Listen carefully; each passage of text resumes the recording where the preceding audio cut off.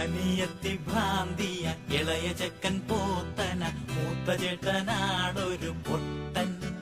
പിന്നെ പോലീസിന്റെ ഇടി കൊണ്ട് ലോക്കപ്പിൽ കിടക്കുന്ന കള്ളനെന്നു പേരുള്ളൊരച്ഛൻ.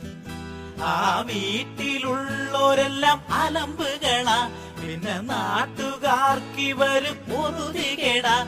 അവർ നമുക്കൊന്നും ചേരാത്ത ഫാമിലിയാ. ചാത്തൻ സേവ നടത്തി തള്ള പാവം ഭ്രാന്ത് പിടിച്ചു പോയി.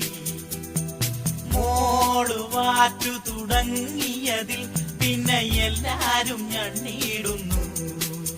ഒരുത്തൻ മന്ത്രവാദി, ഒരുത്തൻ പോക്കറ്റടി, അച്ഛൻ തുണയാകുന്നു, ചേച്ചി തണലേകുന്നു എന്നു പിടിച്ചു പറയും തൊഴിലാ.